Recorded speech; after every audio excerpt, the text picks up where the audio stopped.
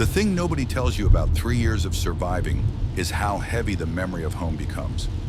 Not the big things, not the architecture or the skyline or the names of streets, the small ones.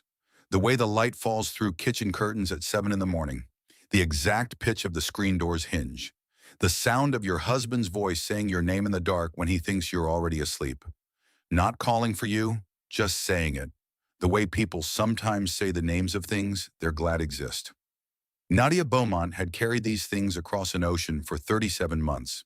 She had folded them into the back corners of her mind during 12-hour shifts at St. Agatha's Medical Center in London, where she worked nights and weekends and sometimes both without the seams showing. Cleaning rooms, taking temperatures, drawing blood from patients who didn't always remember to say thank you. She carried them home on the tube at 4 in the morning. She carried them into the single-room flat in Peckham with the radiator that never worked right and the neighbor upstairs who practiced trumpet scales between midnight and 2.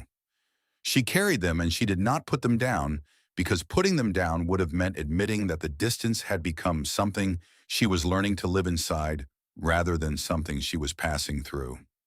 Her husband Marcus had kissed her forehead at Hartsfield Jackson and said, "Go build our future. I'll hold everything down." She had believed every word. She believed it through the first year. And when the calls were daily and full, and he laughed at her impressions of the British patients and told her he was proud of her, in the way you tell someone you are proud of them when you actually mean it and not as a thing you say. She believed it through the second year when the calls grew shorter. He was busy. The contracting business had a new project. He was tired, but still warm, still Marcus. Still the man who had made a whole life feel like a place she belonged. She kept believing through the beginning of the third year, because stopping felt like surrender, and Nadia Beaumont had not crossed an ocean to surrender. But toward the end of that third year, something had quietly shifted in the quality of his silences. It was not what he said. It was what he didn't say. And when he didn't say it, and the particular texture of the pauses between his sentences. She knew that texture the way you know the feel of a road you've driven 1,000 times.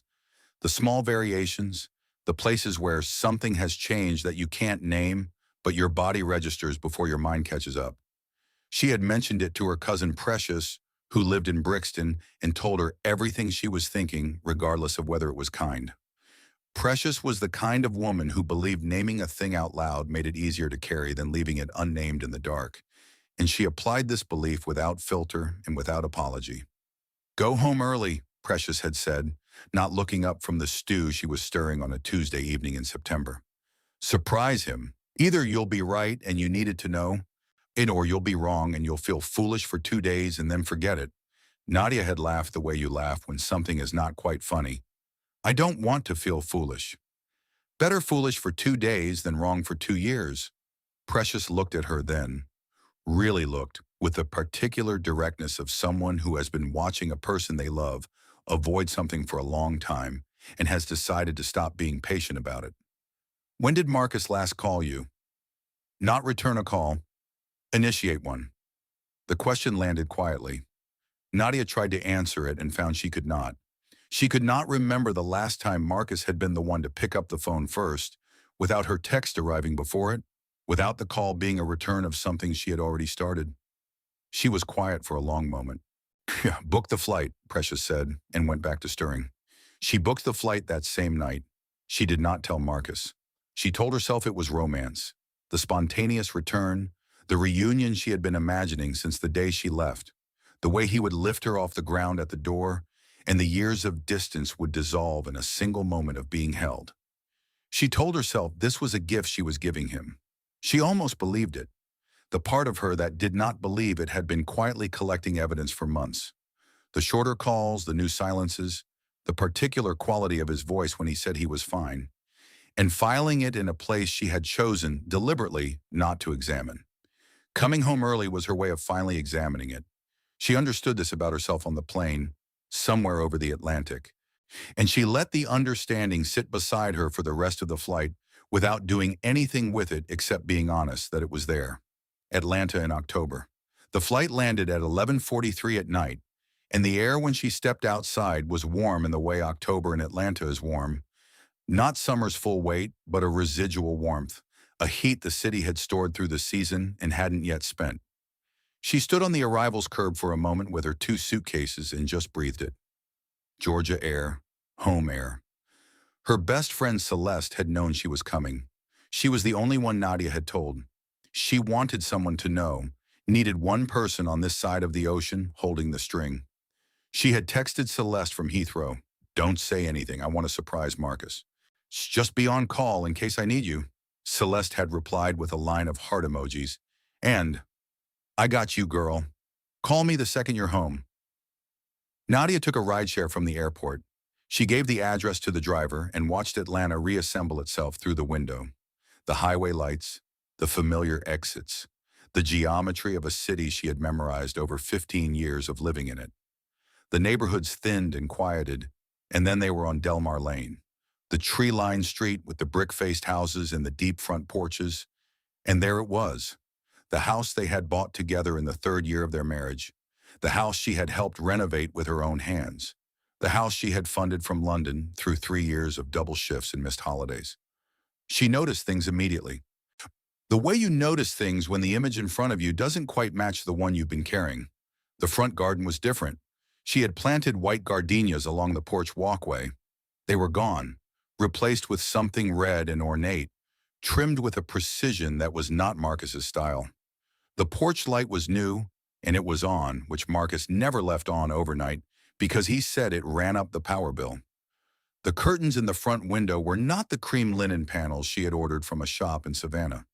These were heavier, a deep burgundy, hanging with the deliberate care of someone who had chosen them, someone who was making this house into a home. She paid the driver. She stood on the sidewalk with her suitcases and looked at the house for a full minute. Not because she was hesitating. She was not hesitating. Because she was doing what she had always done with things that felt important, pausing to see them clearly before she moved. The house was beautiful. She had to admit this to herself, and it cost her something to admit it, because the beauty was not hers. The new light, the chosen flowers, the curtains she did not pick. Someone had made something lovely out of the space she had paid for, and the loveliness was its own kind of evidence. The evidence of a person who had moved in and made it theirs with care and intention. You did not choose curtains like that for a temporary arrangement. You chose them because you intended to wake up to them. She lifted her chin and walked to the front door. Her key did not turn. She tried it twice, then a 3rd time, methodically. The way a person tries something when their hands have gone slightly cold and their mind is suggesting possibilities they are not ready to arrange into sentences. The lock was the same Schlage deadbolt she had chosen, but the key did not turn. He had changed the barrel. She stood on the porch for a long moment. Then she knocked. Footsteps from inside. Light, quick footsteps. Not Marcus's footsteps, which she would have recognized by the weight and the rhythm of them, the particular way he walked with his left foot turned slightly out.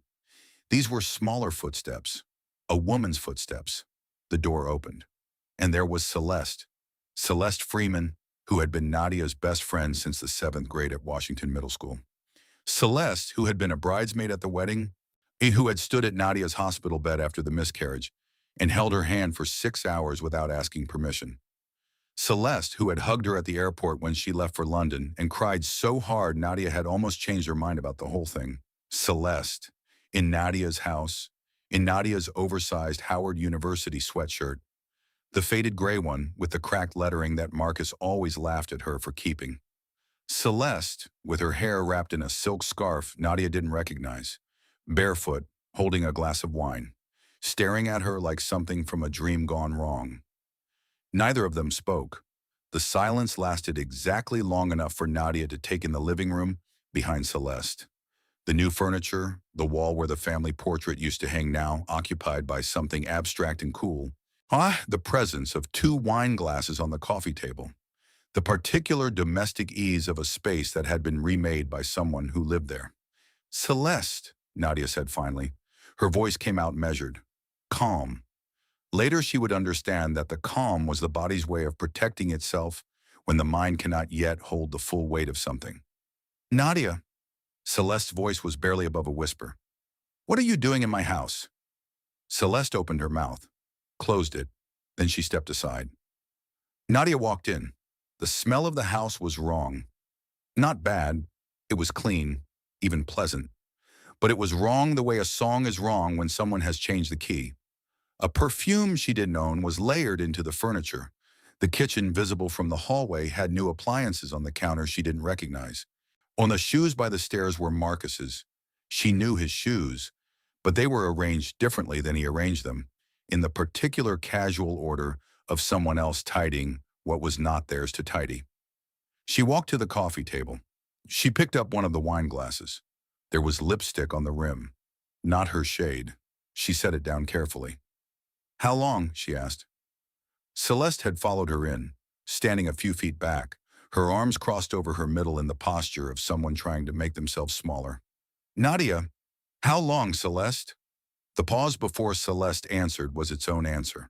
It went on long enough that Nadia knew the number, whatever it was not small. "Almost 2 years," Celeste said. The room did not tilt. The floor did not shift. This was the thing about certain kinds of devastation. They arrived not as earthquakes, but as weather, slow and total, the temperature dropping 1 degree at a time until you realized you were cold to the bone and had been for a while without registering it. Nadia turned to look at her best friend, the woman who knew her blood type and her mother's maiden name and what she ordered when she was sad and how she cried and what she needed when she needed to be held. The woman who had texted heart emojis 3 hours ago from London and said, "I got you, girl." 2 years, Nadia repeated. "It started," Celeste's voice broke. "It started because he called me one night when you were working a night shift, and he was lost, Nadia. He was alone in this house and he was struggling, and I was just supposed to be a friend." "But you weren't," Nadia said. Celeste closed her eyes. "No," she said. "I wasn't." Outside, a car turned onto Delmar Lane, its headlights sweeping briefly across the curtains that were not Nadia's curtains. She watched the light move across the room and thought about everything she had carried home across an ocean, and what it weighed now, and whether she was strong enough to set it down. She decided she was. She had carried heavier things. She sat down in a chair she didn't recognize and waited for Marcus to come home. Behind her, Celeste made a sound that was not quite a word. Nadia did not turn around. She had known Celeste Freeman for 22 years, had known the particular sound of each kind of her crying.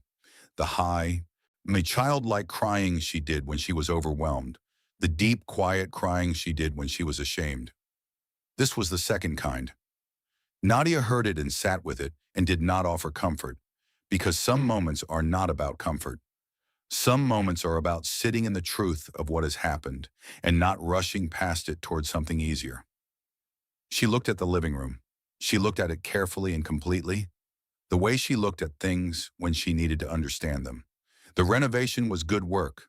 The choices were consistent, a sensibility running through them, a person who thought about how spaces felt and had opinions about color and texture. She had always been that person herself. It occurred to her for a moment that she filed away to examine later that Celeste had also always known her taste intimately, who had known exactly what she would have chosen. She put the thought away. There would be time for all of it. She waited. She waited 40 minutes. She did not speak to Celeste. Celeste sat on the opposite end of the new couch with her legs pulled under her and her wine glass abandoned on the table, and she did not speak either. This was a mercy. Nadia did not have the capacity at that moment for words that were not the truth, and Celeste, to her credit, did not offer any. The silence between them had its own texture. It was the silence of two people who have known each other long enough that silence communicates as much as speech, and what it communicated now was the acknowledgement of something that could not be undone. Nadia had known this kind of silence before in different rooms, at hospital bedsides, or in the waiting areas outside surgical theaters, in the quiet after a difficult phone call has ended, and the air still holds the shape of what was said. It was the silence of irreversibility. She looked at Celeste once, directly, in the middle of those 40 minutes. Celeste was looking at her hands. She had chipped her nail polish on the left thumb, the same nervous habit she'd had since college, picking at her manicure when her mind was loud. 22 years and Nadia still knew all of her tells. She looked away. The house settled around them. Nadia looked at it carefully, the way she looked at patience when she needed to understand what was happening beneath the surface. The renovation was significant. New paint throughout, a warm gray that she would have chosen, actually, if she'd been here to choose. New fixtures in the kitchen, visible through the doorway. The staircase had been refinished, the wood lighter now, the banister replaced. She thought about the money she had sent, the transfers every month, regular as a tide, the household account, the savings, the payments toward the mortgage. She thought about the conversations where Marcus said things were tight, where he asked for a little more this month, where he explained that the contracting business had a slow season or a difficult client or unexpected costs. She thought about the watch she had seen in his wrist during their last video call. New, expensive. She had commented on it, and he had said a client gave it to him as a bonus. She was thinking very clearly. This surprised her. Marcus came through the front door at 12:47. She heard his car in the driveway, or heard the door, heard his footsteps across the porch. His key turned smoothly. He walked in and stopped. The expression on his face moved through three things in rapid succession: shock, guilt, and then, and this was the thing that would stay with her, the particular hardening of a person who has decided to meet a confrontation with offense rather than contrition. She had seen this face before, in other contexts, and she had always found it a quality she disliked in people, the instinct to double down when exposed. Nadia, he said. He was well-dressed, carefully so, in a dark button-down she did not recognize, his beard trimmed with the attention of a man who had been taking care of his appearance consistently, not occasionally. He smelled of something expensive and unfamiliar. He looked healthy, better than healthy, actually, thriving in the particular way of a person whose life has been comfortable and pleasant and untroubled by sacrifice. She had not looked this well in 3 years. Marcus, she said. He looked at Celeste. Something passed between them, a message, a steadying, the silent language of two people who have been together long enough to communicate without words. Nadia watched this. She filed it. I can explain, he said. I haven't asked you anything yet, she replied. He came into the room and put his keys on the new key table by the door. A narrow console she didn't recognize, with a small brass dish on top for keys and change. The kind of domestic detail that spoke of someone who had moved in and decorated rather than someone who was visiting. He sat down in the armchair across from her. Celeste stood and quietly said, I'll be upstairs. You will stay, Nadia said without raising her voice. Celeste stopped. She looked at Marcus. He gave a very slight nod. She sat back down. Nadia looked at her husband. She had not seen him in person for 8 months.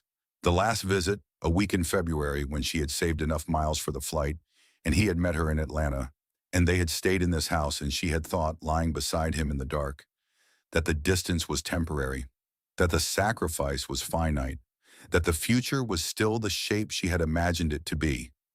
8 months ago. You changed the locks, she said. Yes. Why? He inhaled. Because things have changed, and I didn't know how to say it over the phone. She nodded once, slowly. So instead of a conversation, you changed the locks. It's more complicated than, tell me something, Marcus. Her voice was steady.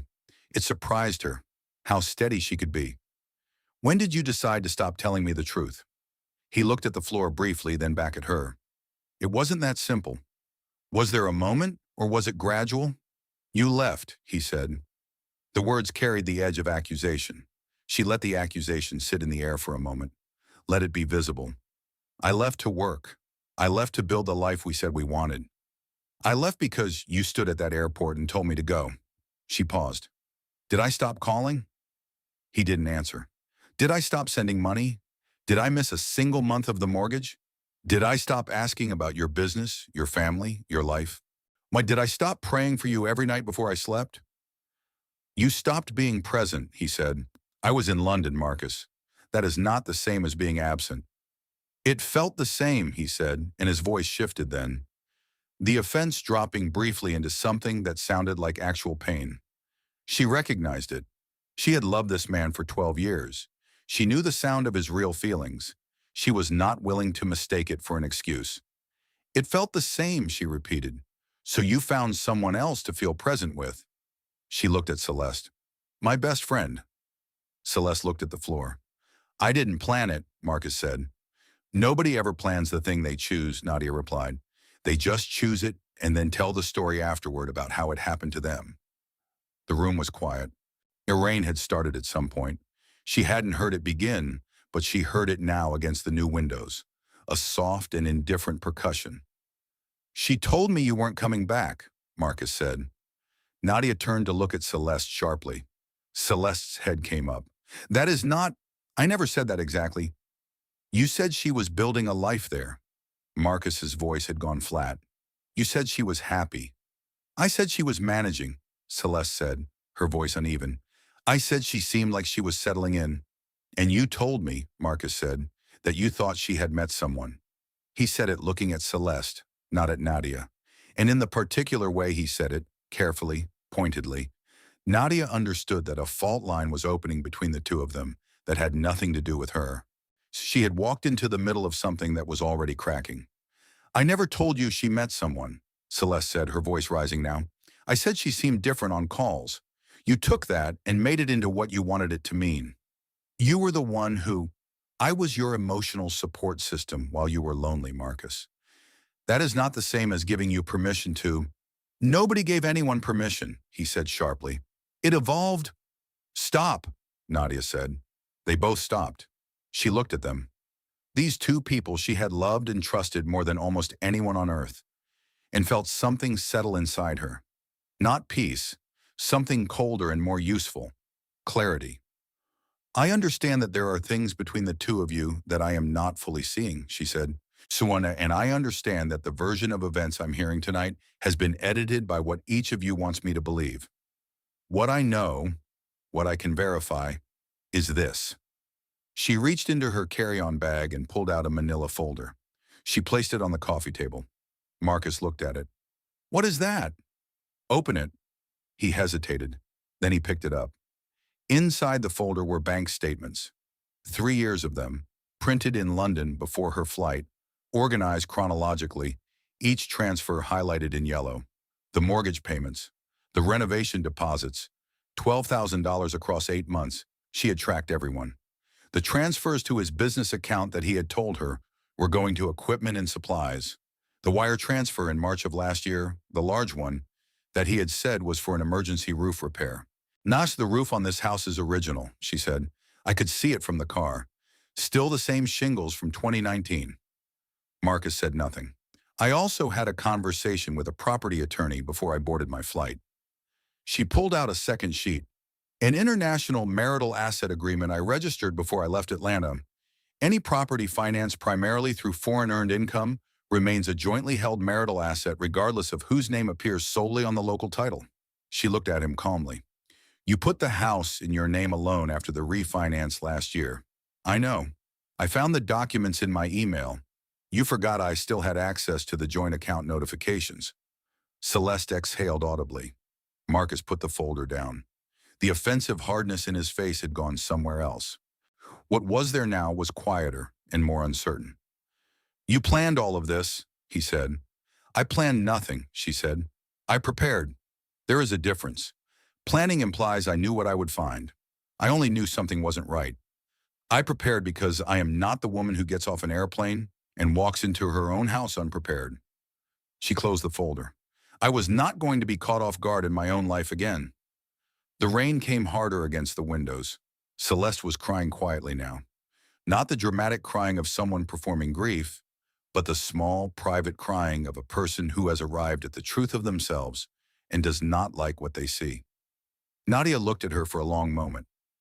We were best friends for 22 years, Nadia said. Celeste pressed her fingers to her eyes. 22 years, Nadia continued. And you sat across from me on video calls twice a month and looked me in the eyes and said you missed me. You told me to hang in there. You told me Marcus was fine. Her voice was steady, but her hands were not. Quite. She pressed them flat on her knees. You came to London in April. We ate jollof rice in my kitchen. We prayed together in my apartment. And the whole time you were living in my house. I know, Celeste whispered. I am not going to ask you why, Nadia said, because I think the answer is that you made a series of choices and convinced yourself each one was small enough not to count. And the thing about small choices made in the dark is that eventually you have gone so far that the first step seems very distant and you can barely see how you got here. She stood. I am going to sleep in the guest room tonight, she said. Not because I am leaving. I am not leaving. This is my house, and I have the legal documentation to establish that. And my attorney will be in contact in the morning. She looked at Marcus. I need you to understand something very clearly. I am not here to fight over you. I am not going to beg for a marriage that you have already ended by your own choices. She looked at them both. But I came home, and I am staying, and I will not be removed from my own life. Do you understand me? Neither of them spoke. She picked up her carry-on bag. She left the manila folder on the coffee table. She climbed the stairs of the house she had paid for and went to the guest room, whose door still had the small blue ceramic knob she had chosen herself, unchanged. One small thing in this house that was exactly as she had left it. She closed the door. She sat on the edge of the bed in the dark and allowed herself, for exactly 10 minutes, to feel all of it.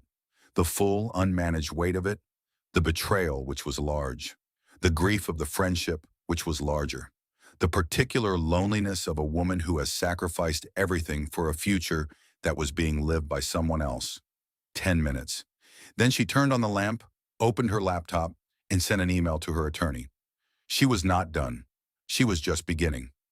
There is a version of this story where Nadia falls apart. She has thought about that version. She has allowed it to exist in her mind as a possibility, has turned it over and looked at it from different angles the way you look at a road you chose not to take. And in that version, she collapses under the weight of the 22 years of friendship dissolved in a single evening, under the image of Celeste in her sweatshirt and her scarf, under the knowledge that she had sent money from a rented room in Peckham to fund a life she was not living. In that version, she becomes the woman the betrayal tries to make her. Smaller, angrier, consumed by the fire of what was done to her rather than the fuel of what she intended to do next. She does not become that woman.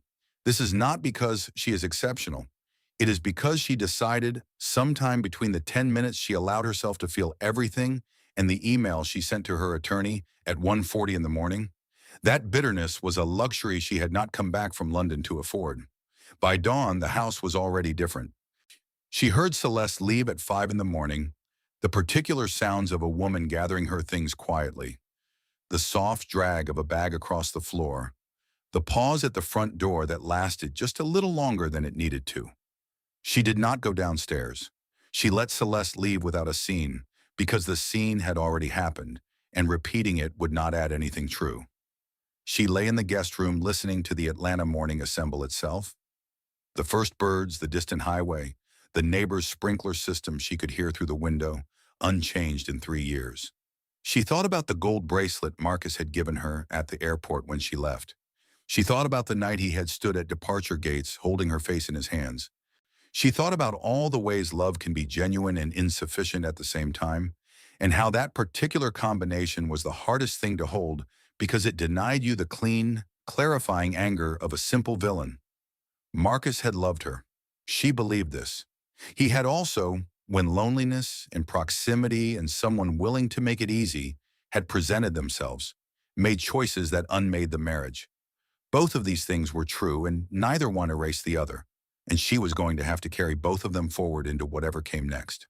She got up. She showered. She dressed. She went downstairs and made coffee in the kitchen she did not fully recognize, using the machine that was not hers, and she sat at the table and drank it and looked out the back window at the yard. Where the oak tree she had planted in year 2 of their marriage was now taller than the fence.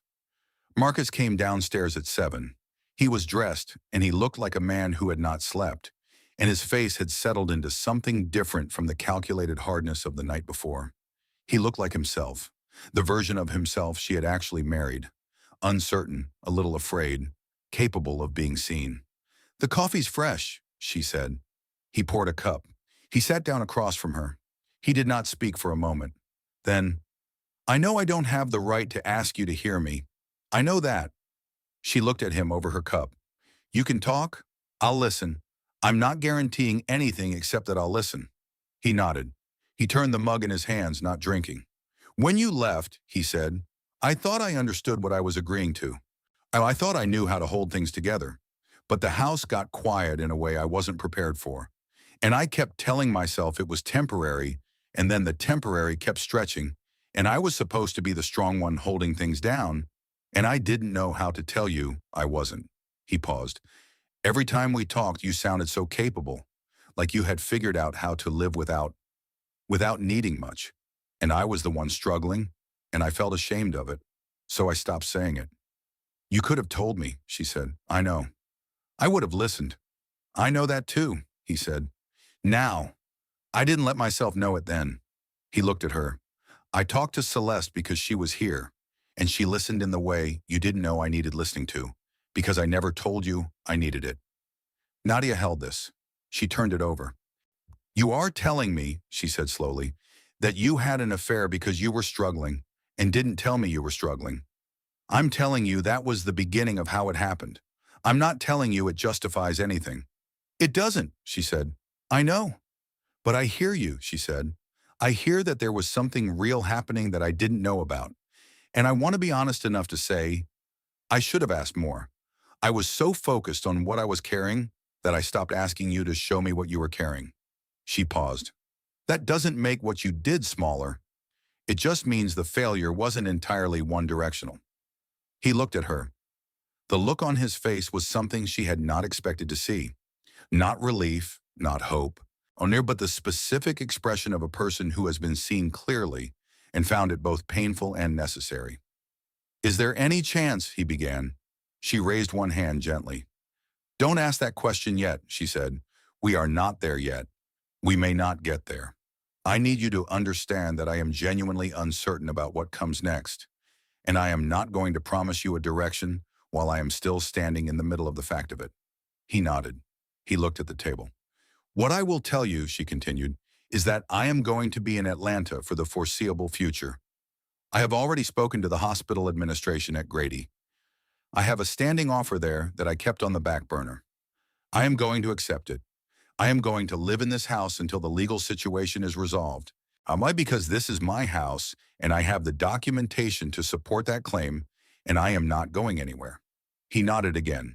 And I am going to need time, she said. Not time to decide if I'm angry. I am angry, and that is appropriate, and I am not apologizing for it. Time to figure out who I am in this city again.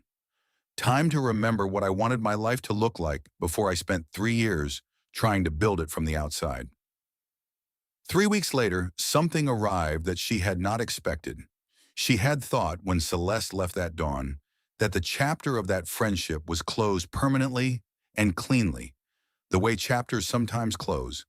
She had not imagined Celeste coming back, not because Nadia had forbidden it, she hadn't, but because she had assumed that shame was a sufficient barrier. Celeste called on a Saturday morning. Nadia looked at the phone for a long time before she answered. I'm not asking for anything, Celeste said, before Nadia could speak. Her voice was different, stripped of its usual ease, the particular confidence that had always been one of the things Nadia loved about her. I just need to say something, and then I'll leave you alone for however long you need. Nadia said nothing. There is no version of what I did that makes sense, Celeste said. I've tried to find one. I've spent 3 weeks turning it over and looking for the angle where I'm not the villain of this, and it doesn't exist. A pause. I told myself he needed me. I told myself you were okay, that you had made your choice and the distance was a kind of leaving. And I let myself believe that because believing it made the thing I wanted easier to take. Another pause. And I knew it wasn't true. I knew it when I visited you in London and saw your room and saw how small and tired you looked and knew you were doing all of it for him, for the marriage.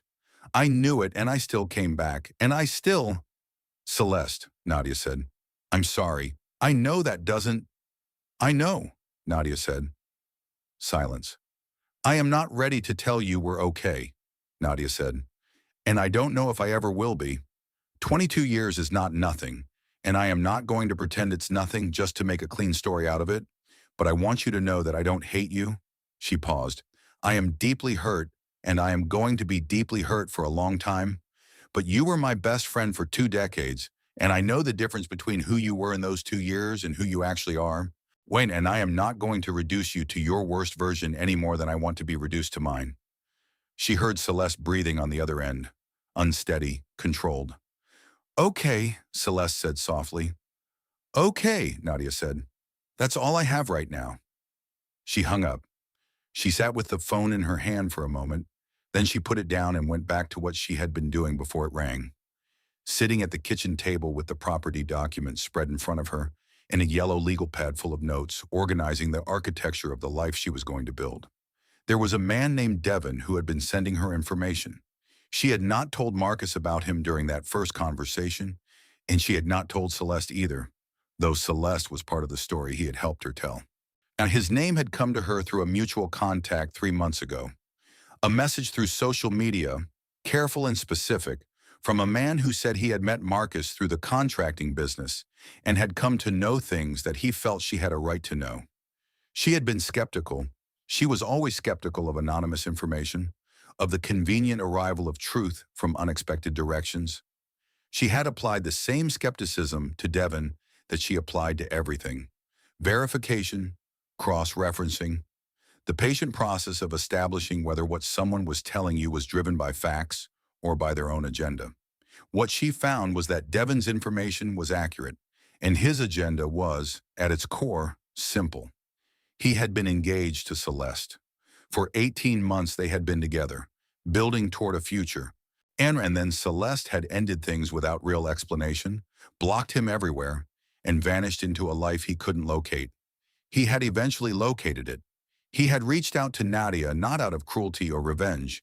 She had assessed this carefully, but out of the particular moral clarity of a man who had been wronged, who had traced the shape of the wrong, and who felt that the other wronged party in the story deserved to know she was not imagining things. She had met him once, in London, at a coffee shop near St. Agatha's on a gray Thursday afternoon in August. He had come in wearing a dark jacket, careful posture, the kind of composure that belongs to people who have recently been through something and have chosen dignity as their response to it. He was not what she had expected from the messages. He was younger, quieter, and his grief was visible but controlled, the way grief is when a person has had time to understand it and has decided not to perform it. He had given her everything he had collected, the photographs, the timestamps, the bank records he had traced through legitimate means, he explained patiently. And he had said, do with it what you need. I don't want anything except for the truth to be what it is. She had found this useful and had told him so. He had smiled briefly. It was the smile of a man who had arrived somewhere honest after a long time not being there. I hope you come home ready, he'd said. She had gone home ready. She thought about calling Devin now to tell him what had happened.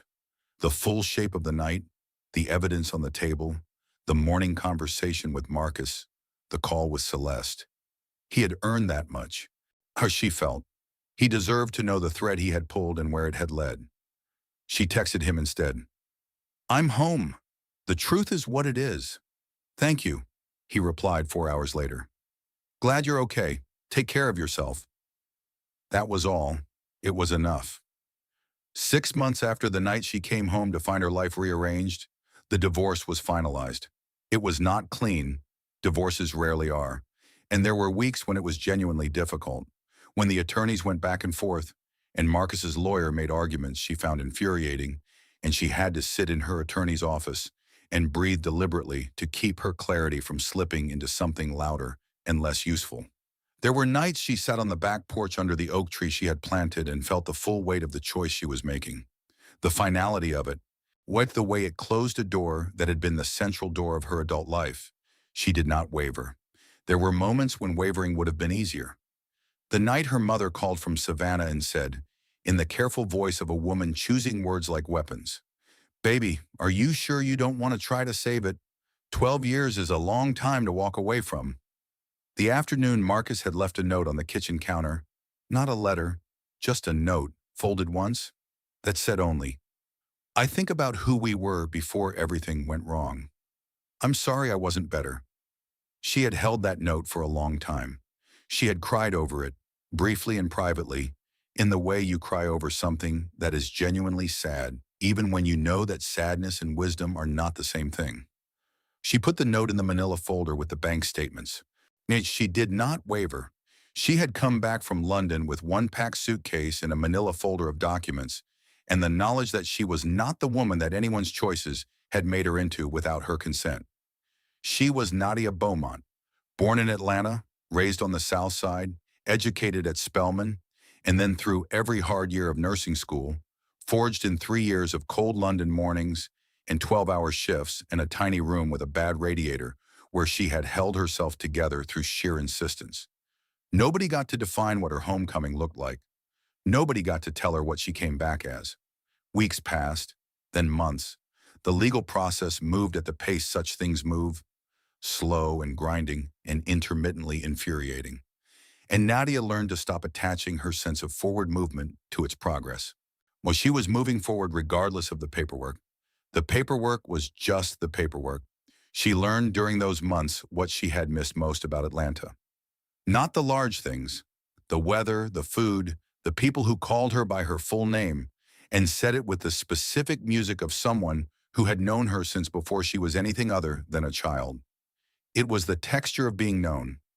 London had given her skills, discipline, money, and the confidence of having survived something difficult in a place where nobody owed her anything and she owed nobody anything.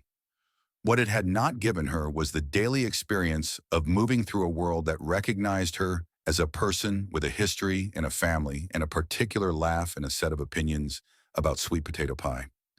She had not understood, until she came home, how much she had needed to be known again. She settled into the house gradually, reclaiming it the way you reclaim something that was always yours, not dramatically but steadily, through small choices made one at a time. She took down the abstract art and put up the things she actually loved: a photograph of her grandmother, a print she had bought at Borough Market in London, a painting done by a friend at Spelman that had been in storage since the wedding. She changed the curtains back to cream linen. She planted gardenias along the front walkway again. She accepted the position at Grady Memorial. She reported to work on a Monday in November and introduced herself to her new team with the direct, unhurried manner that had always been how she moved in professional spaces. And by the end of the first week, she understood that she was good at this, that the years in London had made her better, that the sacrifice had produced something real, even if the things she had sacrificed it for had not held. She loved the work in a way she had almost forgotten you could love work. At St. Agatha's in London, she had been competent and dedicated and privately lonely, doing the job well, but doing it in a city that was not hers, with colleagues who were kind enough but didn't know her, in the context of a life she was always thinking of as temporary. At Grady, something different settled in. The patients came from the South Side neighborhoods where she had grown up, and sometimes they recognized her name, her grandmother's name, and sometimes they were young mothers who reminded her of herself at 24. And she moved through the wards with the particular confidence of someone who is doing exactly the thing they were built to do, in exactly the place they were built to do it. Her supervisor told her at the end of the third month that she was one of the best additions they had made in years. She thanked him simply and went back to her patients. She was not performing gratitude. She was practicing being good at something and letting that be enough. She found gradually that Atlanta was willing to hold her. Old friends reached out. Some had heard pieces of the story. Gossip in cities moves the way water moves, finding the lowest available path. And their responses ranged from the unhelpful to the genuinely kind, and she accepted the kind ones and quietly discarded the others. She had dinner with her cousin Priya, who lived in Decatur and made food so good it felt like a form of prayer. She started running in Piedmont Park on Sunday mornings, which she had not done since before she left, and the city looked different from that angle, lower to the ground and more detailed, the way things look when you are finally still enough to see them. On one of those Sunday mornings, she ran her usual loop and stopped at the bench near the fountain where she always stopped to stretch, and she sat for a moment and looked at the park, the families, the dogs, the particular Sunday morning light of Atlanta in spring, and she thought about the night she had returned, the driver who had taken her from the airport, a quiet man who had hummed something gospel and steady under his breath the whole drive without seeming to know he was doing it. moving through the Atlanta dark with the peacefulness of someone fully at home in themselves, and she had found this comforting in a way she could not have explained then, but understood now. The garden with the wrong flowers, the porch light she had never left on, the curtains that were not hers, the door that would not open with her own key, Celeste in the hallway, in her sweatshirt, holding wine. She thought about sitting alone in the guest room afterward, with the lamp off, measuring 10 minutes to feel everything before she moved. The attorney email at 1:40 in the morning, crisp and specific, the act of a woman who had decided that grief and function were not opposites, and that the most honest thing she could do for herself was refuse to wait until morning to begin. She thought about Marcus's face at the table the next morning. The offensive hardness of the night before gone, replaced by something real, something she had recognized as the actual man beneath all the choices. She thought about the morning conversation and the things she had said to him that she believed, and the things he had said that she could hold without it changing what she was going to do. She thought about Celeste's phone call, the stripped-down honesty of it, her own response which had surprised her with its own steadiness, the ability to hold 22 years of friendship and 2 years of betrayal in the same hand, and understand that neither one erased the other, and that reducing a person to their worst chapter was a form of dishonesty she did not want to practice even when it would have been easy.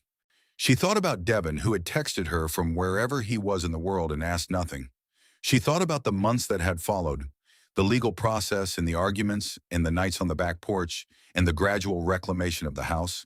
And she thought about who she had been when she left for London and who she was now, sitting on a bench in Piedmont Park on a Sunday morning with the city moving around her and her own breath steady and her own mind clear. She thought about all of it without flinching, without the particular chest tightening that had accompanied every memory of that night for months. She let the memory arrive and observed it, and what she observed was that it no longer had the power to flatten her. It had become a story she had survived, which is different from a wound that is still open. See wounds close, stories stay, but you grow large enough around them that they stop defining the shape of everything else. She finished her stretch. She stood up. She looked at the oak trees along the path, enormous and unhurried, the way trees are in Atlanta when they have had enough time. She thought about the oak in the backyard of the house on Delmar Lane, the one she had planted in the second year of her marriage from a sapling she bought at a garden center for $9. It was 20 feet tall now. She had watched it from the kitchen window every morning since she came home. She had planted it. It had grown. She had built a life. She would build another. She thought about this for a moment. The $9 sapling, the 37 months of double shifts, the career she had rebuilt at Grady, the house she had reclaimed room by room, curtain by curtain, gardenia by gardenia, the woman she had been when she left for London and the woman she was now. She had gone over there uncertain, hopeful, carrying the marriage like something fragile in her hands. She was coming through this park with nothing fragile in her hands anymore. What she carried now was solid, earned, hers. She put in her earphones. She ran home through the spring morning, through the city that had held her name while she was gone and was holding it still, easy and expansive and entirely hers. The gold bracelet was on her wrist, the one Marcus had given her at the airport the day she left. She had not taken it off. Not out of sentiment for what it used to mean, but because it was hers, genuinely hers, given freely in a moment that was real, and when she had decided she was keeping what was hers, all of it, every piece.